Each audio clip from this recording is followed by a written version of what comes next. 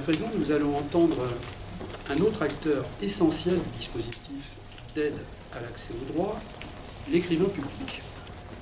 M. Pochet occupe une place particulière car il est celui qui traduit la volonté et participe à former ce pont qui conduit à l'accès. Acteur essentiel en effet, attelé à une mission bénévole, pétri de patience et d'humilité. Et ce point est très important parce que vraiment une tâche qui n'est pas simple, mais qui est porteuse de beaucoup de joie. Il va nous expliquer ça tout à l'heure d'ailleurs. Et cette mission nécessite, outre des connaissances spécifiques dans bien des domaines, mais des qualités d'écoute exceptionnelles. C'est cette vision fondée sur une solide expérience de terrain que va maintenant développer M. Raphaël Pochet, écrivain public de la Maison de la Justice, à qui je laisse sans plus tarder la parole. Alors, merci pour cette grosse pression que vous me donnez.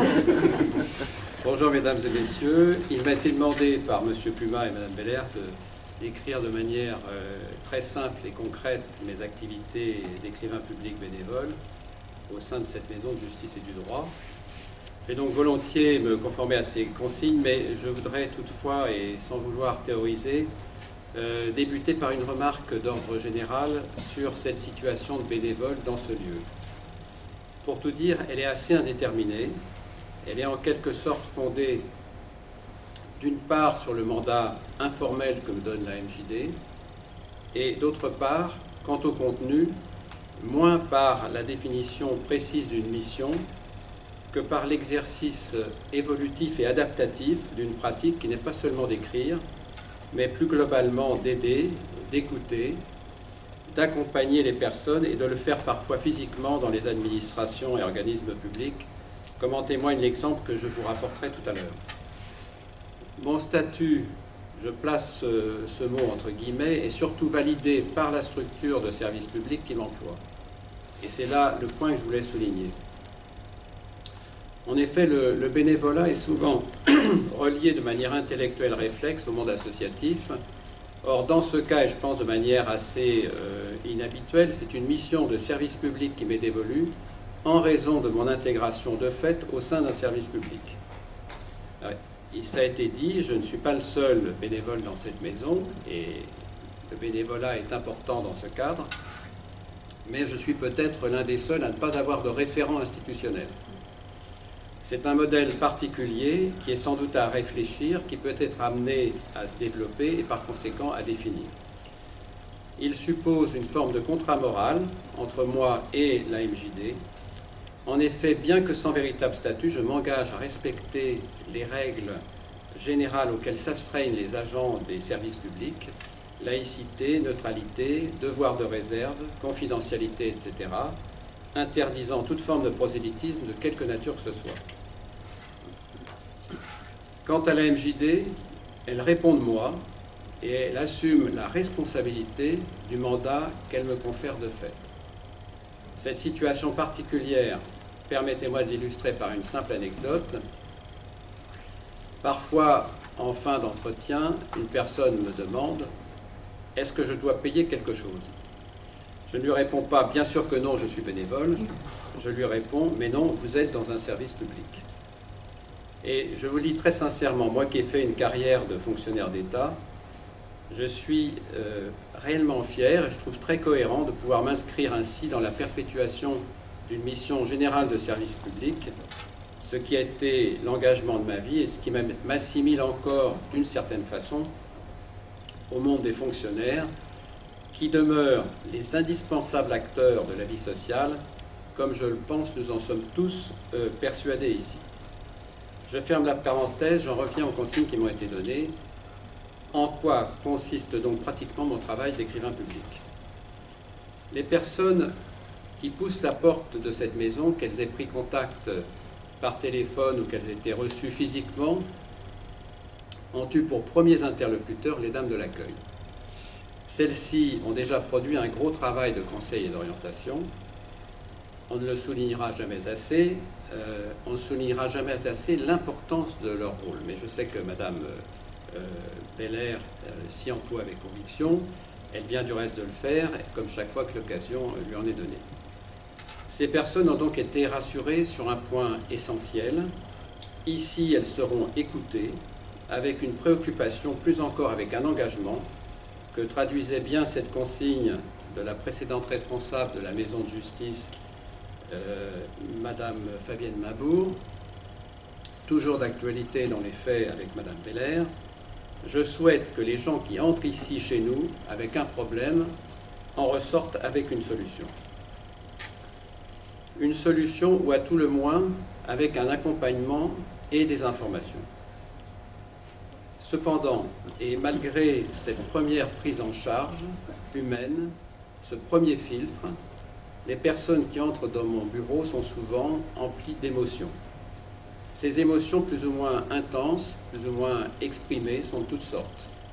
Un sentiment, je reviens sur ce qu'a dit Madame Belair tout à l'heure, un sentiment d'injustice sans traduction écrite ou verbalisée, la frustration de ne pas pouvoir ou savoir protester de ses droits, la frustration encore de buter sur des procédures digitales inaccessibles, faute d'outils matériels ou de formation ad hoc, vous l'avez déjà dit, la colère devant la mauvaise foi d'un voisin, d'une entreprise qu'on ne sait pas établir et dénoncer, la colère encore devant une décision incompréhensible d'une administration, et l'humiliation, parfois, subie quand un agent de service public vous a mal reçu, mal compris, mal parlé, et c'est un sujet, etc. Ces émotions, quand je vais recevoir la personne, elles vont prendre beaucoup de place. Elles vont être encombrantes, elles vont dissimuler parfois le fond du problème que la personne souhaite résoudre, ou en tout cas, elles vont le noyer dans un flot de renseignements accessoires, de considérations annexes. Pourquoi ? Parce qu'une partie conséquente des gens qui viennent dans cette maison sont dans une situation de malheur multiple. C'est une sorte de déclinaison de la loi de Murphy qui s'applique souvent aux personnes en difficulté et qui pourrait se résumer par la formule « quand ça va mal, tout va de plus en plus mal ». C'est la raison pour laquelle le premier rendez-vous, qui révèle des fragilités à multiples facettes, est souvent suivi d'un second, voire de plusieurs autres entretiens. Mais à l'heure où je rencontre la personne, s'il est indispensable de prêter attention au contexte de sa démarche, il faut aussi dégager rapidement la problématique précise sur laquelle je peux intervenir. Donc, après un temps d'écoute, un temps d'empathie nécessaire, je le répète, il faut prendre la maîtrise de l'entretien. Ce n'est pas toujours facile quand on a le souci de la courtoisie et la volonté de ne pas brusquer une personne, parfois en pleurs, parfois sous traitement médicamenteux, traumatisée par une situation familiale dramatique, par un harcèlement moral au travail, par la brutalité, en tout cas ressentie comme telle, d'un système administratif ayant, il faut le reconnaître quelquefois, la bienveillance d'un mur de béton. C'est une triste réalité que je décris là. Il va donc falloir appliquer avec, oserais-je dire, une insistance délicatesse, un questionnaire précis, l'objectif se résumant à une question simple: qu'attendez-vous de moi ? Pour aboutir à cela, il faut parfois beaucoup de temps. C'est pourquoi le cadre d'1 heure qui est réservé à chaque usager est dans les cas complexes un peu court quand on considère que la problématique, une fois dégagée, il faut encore passer à la phase 2, qui est la production d'un service, en l'occurrence d'un courrier dans la majorité des cas. Alors, je ne sais pas si vous êtes déjà livré à l'exercice, rédiger en bon français, en respectant autant que possible une bonne orthographe, un courrier concis, précis, néanmoins suffisamment circonstancié, produisant à la fois un constat et une requête, adressé à l'interlocuteur pertinent qu'il faut tout d'abord identifier, et tout cela pendant que votre vis-à-vis continue à vous abreuver de renseignements, je le dis avec respect et sympathie, souvent tout à fait superfétatoires. Il arrive que cela puisse mettre mes vieux neurones à rude épreuve. D'autant que cette rédaction appelle 2 remarques importantes que je vous soumettrai dans quelques instants. Le courrier rédigé, je le relis à la personne, corrige avec elle ce qui doit l'être, parfois en négociant des expressions plus nuancées que celles qui me sont proposées, tout en m'assurant que les intentions premières de l'usager sont respectées. Le courrier est alors imprimé. Il va sans dire que les moyens mis à disposition par la MJD sont mis à contribution, bureau, ordinateur, imprimante, photocopieuse, lorsque quelques copies de documents sont à joindre. Et tout ceci a un coût, hein, ça ne vous aura pas échappé, et pose le problème du financement du service public, à l'heure où l'impôt est diabolisé, mais c'est une réflexion polémique que je regrette déjà d'avoir formulée. Évidemment, j'imprime toujours en 2 exemplaires, l'un pour le destinataire du courrier, le second à conserver par l'usager. Je fournis alors sur ma cassette personnelle une enveloppe à fenêtre pour faire plus administratif. Je vais jusqu'à plier soigneusement la lettre de manière à faire apparaître l'adresse dans l'encadré, ce qui donne encore un look sérieux au courrier, les apparences comptent, comme vous le savez. La quasi-totalité des courriers étant envoyés en recommandé AR, je fournis également le bordereau de recommandé AR que je remplis et que je remets avec le courrier à mon client, si je puis dire. Voilà pour les cas simples. Bien sûr, il m'arrive aussi, je l'ai dit, de fournir un service plus complet. Par exemple, il est parfois indispensable d'appeler une administration pour mieux comprendre la législation particulière qui s'applique à l'usager. Je peux être aussi amené, me réclamant de la MJD, à joindre des intervenants dans le conflit, en charge d'éléments du dossier, pour essayer d'accélérer des procédures qui s'enlisent ou sont traitées avec une mauvaise volonté évidente. Des recherches sur le web, consultation de sites CAF ou Amélie avec les codes et l'accord de l'usager, leur inscription sur ces sites parfois, création d'adresses mail aujourd'hui obligatoires, font partie, si je puis dire, de la prestation. Quelquefois, comme j'ai déjà évoqué, je me déplace avec l'usager dans des administrations et des organismes sociaux pour exposer les situations compliquées ou simplement faire l'interface entre des agents publics débordés et des administrés qui ont du mal à s'expliquer dans le délai de 2 minutes, et je suis large, qui leur est souvent imparti. Là encore, l'évocation de la MJD et de ses autorités de tutelle peut faciliter l'écoute et la résolution des problèmes. Enfin, je rencontre régulièrement des cas complexes. Je pense notamment à la rédaction d'un courrier qui peut m'être confié par la juriste en charge des questions sociales concernant un harcèlement au travail. Il faut alors peser les mots et les arguments en veillant à ne pas mettre en difficulté le ou la salarié. Dans ce cas, parmi d'autres, réunir les éléments pertinents, les informations juridiques nécessaires et rédiger dans de bonnes conditions ne peut pas s'envisager en 1 heure. C'est pourquoi il m'arrive fréquemment de ramener des devoirs à la maison. Je rédige alors chez moi, je fixe très rapidement un nouveau rendez-vous à la personne concernée pour une relecture, des corrections éventuelles et la remise du courrier dans les conditions décrites précédemment. Voilà, mesdames et messieurs, ce qui est l'ordinaire de mon travail. J'en reviens donc aux 2 remarques annoncées tout à l'heure. Tout d'abord, je rappelle que c'est un élément important. L'écrivain public, dans sa définition stricte, est un porte-plume. C'est un porte-plume dans la mesure où les courriers qu'il rédige ne sont pas signés par lui, mais par l'usager qui portera la responsabilité finale de l'écrit. En réalité, quel est le but premier et idéal de ce courrier du point de vue de son signataire? C'est qu'il soit fait droit à sa requête devant une administration, c'est de convaincre du bien fondé de sa réclamation devant une entreprise, c'est d'arriver à composition avec un particulier, débouchant sur un arrangement amiable. C'est ça le but. Malheureusement, cette première démarche ne sera pas toujours suivie des effets attendus. C'est pourquoi, après s'être adressé à la personne morale ou privée, à l'administration avec laquelle on entre en conflit, il faudra donc poursuivre un processus dont vous connaissez les étapes obligatoires. Le recours à une médiation, conciliateur de justice, délégué du défenseur des droits, médiateurs divers, des assurances, des banques, des organismes sociaux, etc. Concernant plus spécifiquement la contestation des décisions administratives et des organismes sociaux, obligation sera faite, par exemple, du récemment dénommé RAPO, le recours administratif préalable obligatoire, ou plus généralement des classiques recours gracieux et hiérarchiques, et ce, en respectant des délais rigoureusement déterminés à peine d'irrecevabilité. J'interviens souvent aussi à ce stade.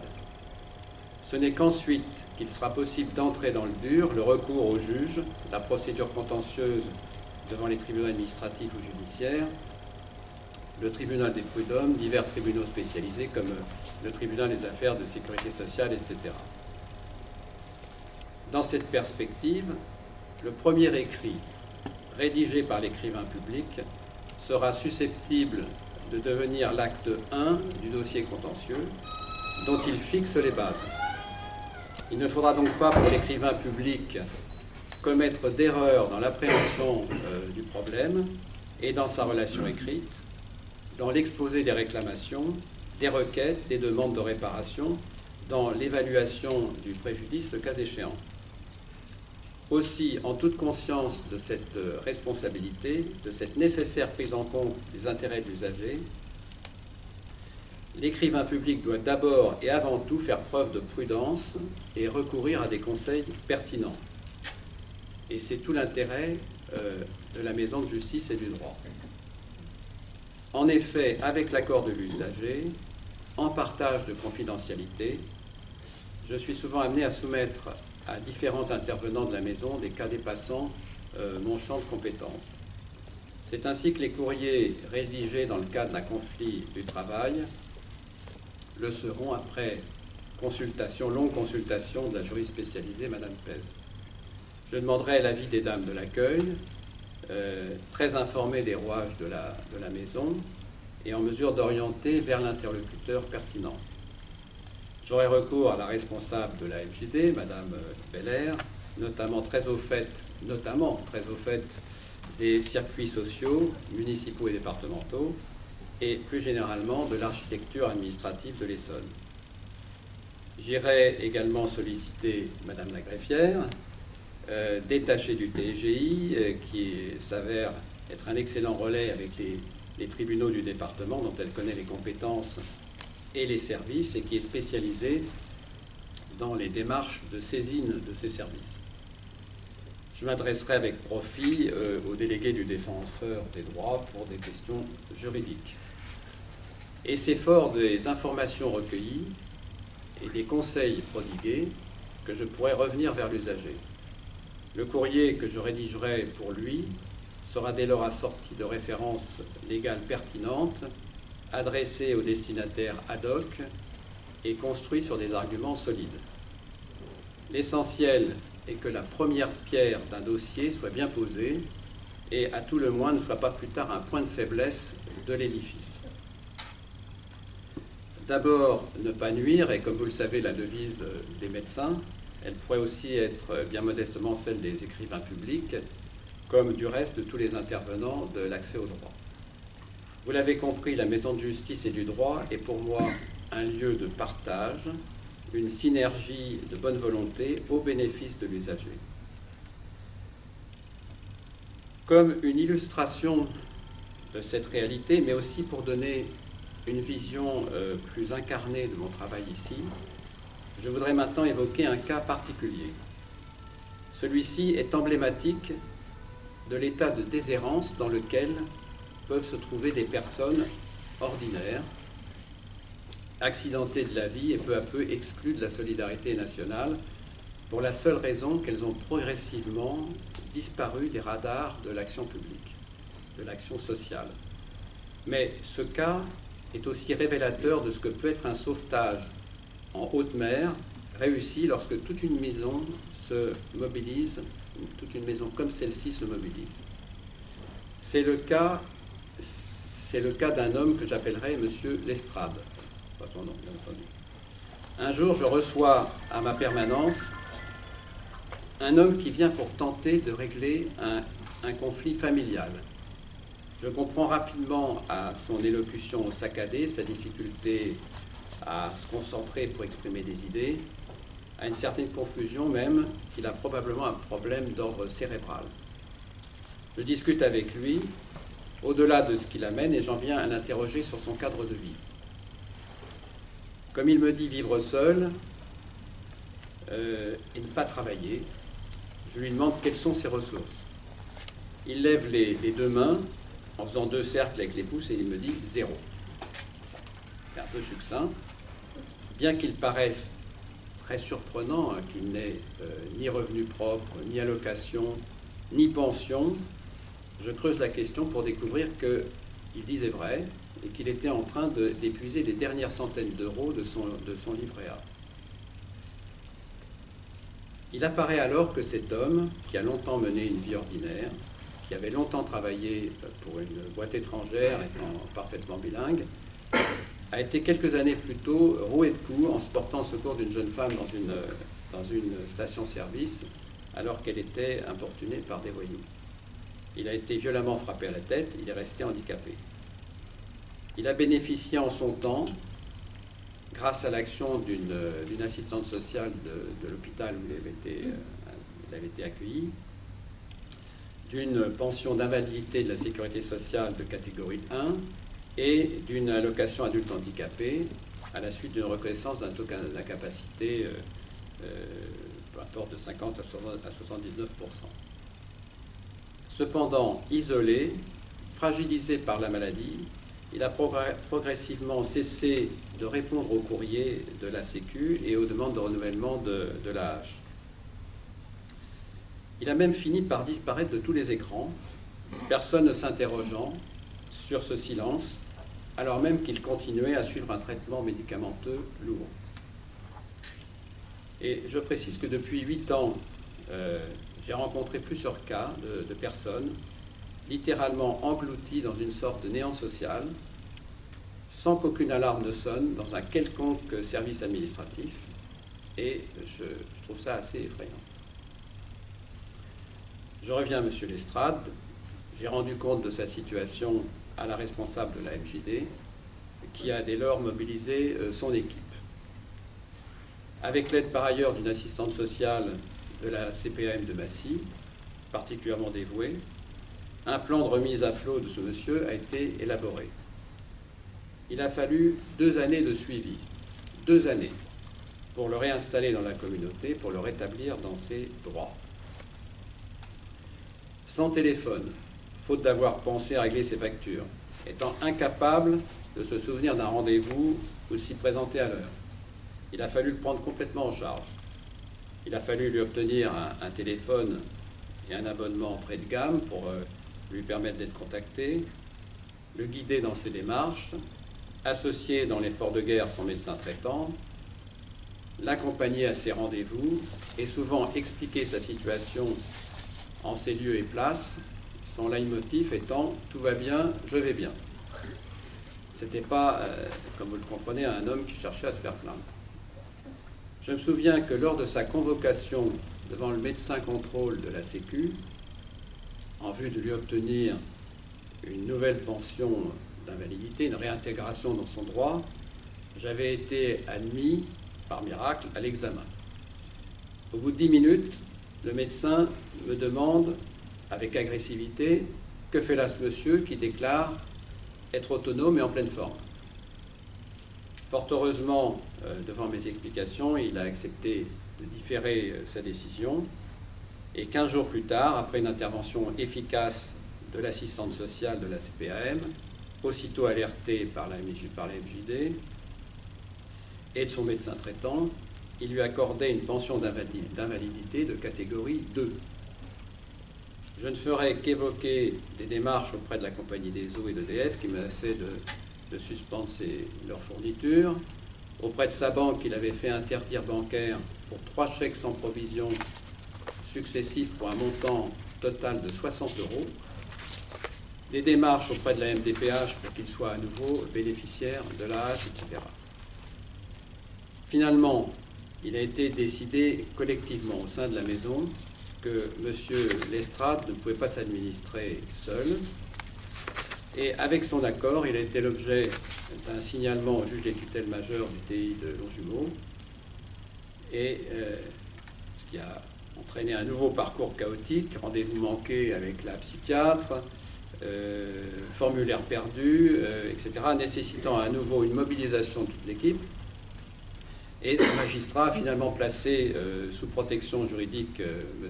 Lestrade, en l'occurrence sous tutelle.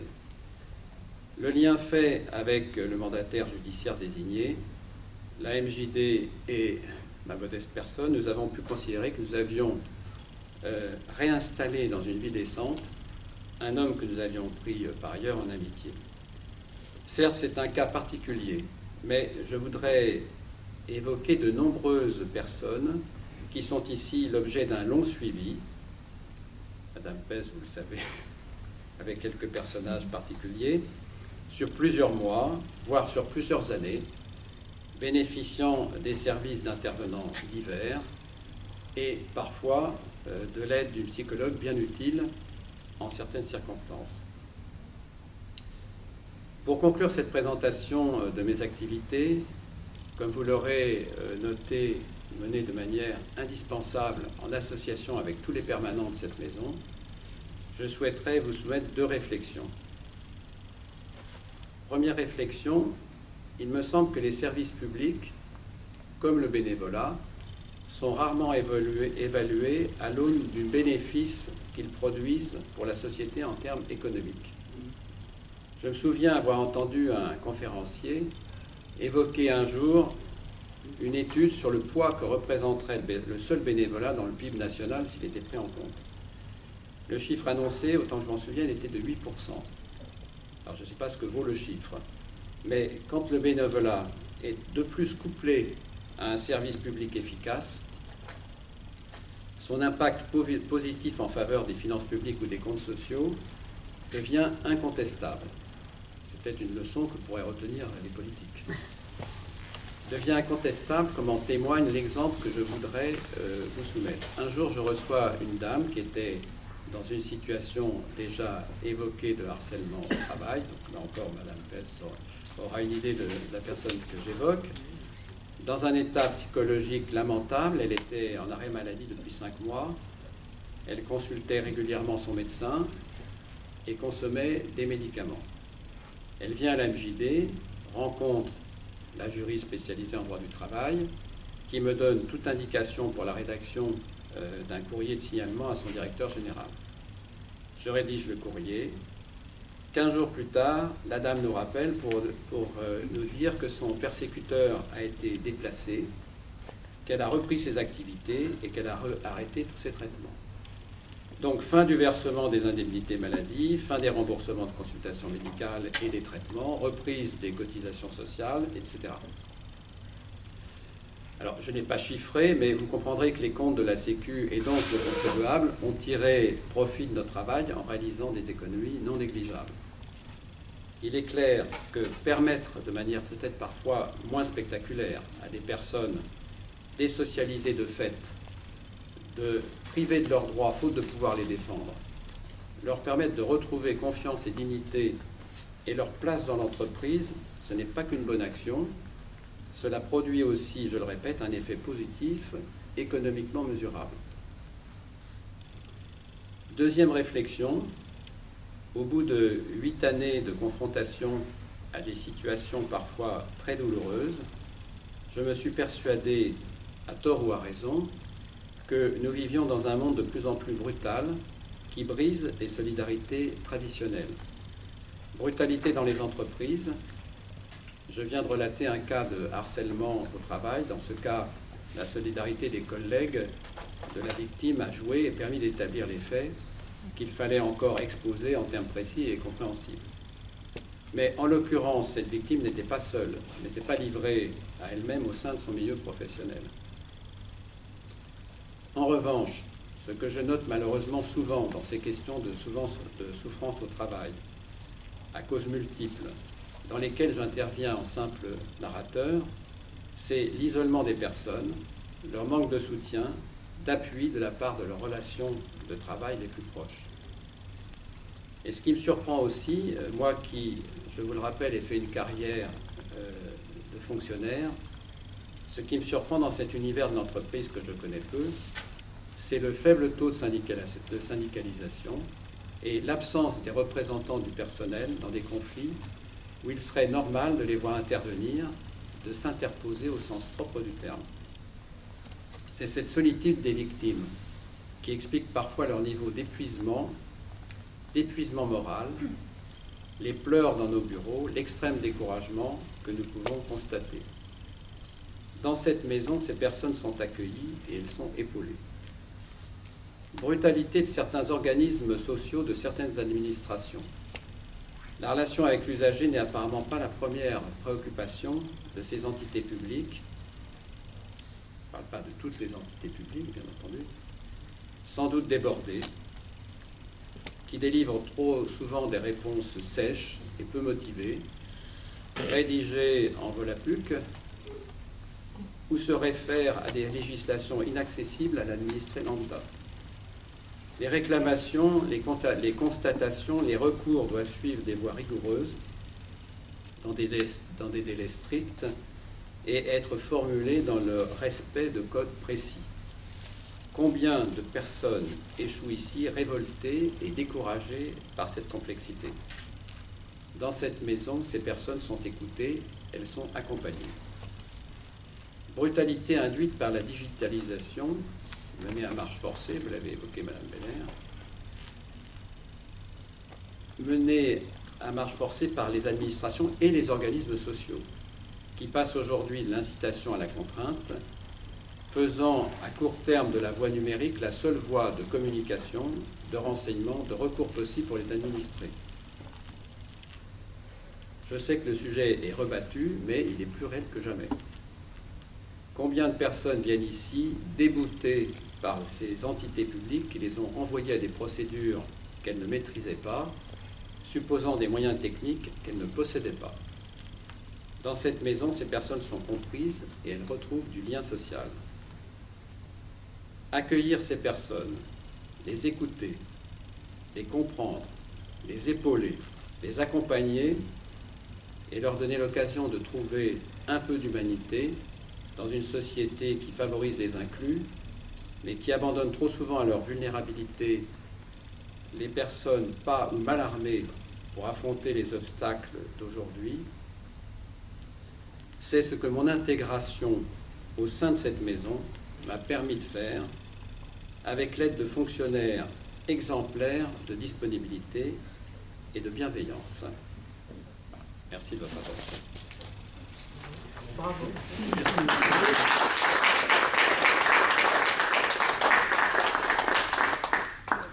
Pour cette belle intervention.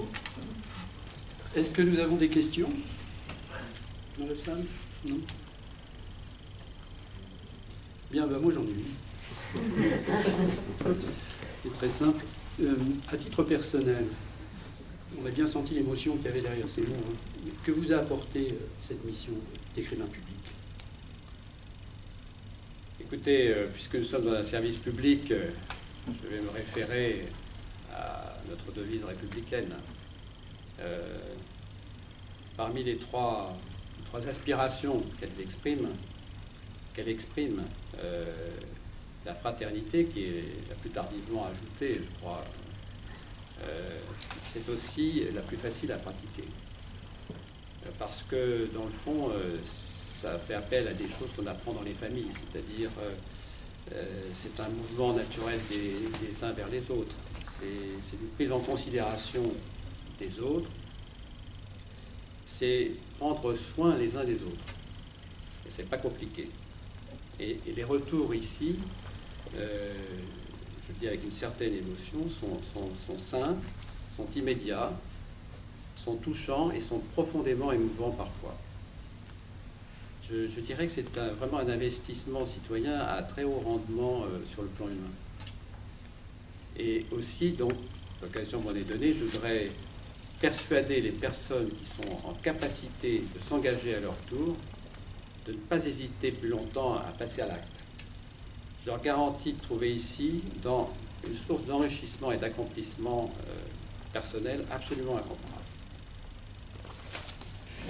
Merci encore, hein, et bravo pour cette, vraiment cette magnifique intervention.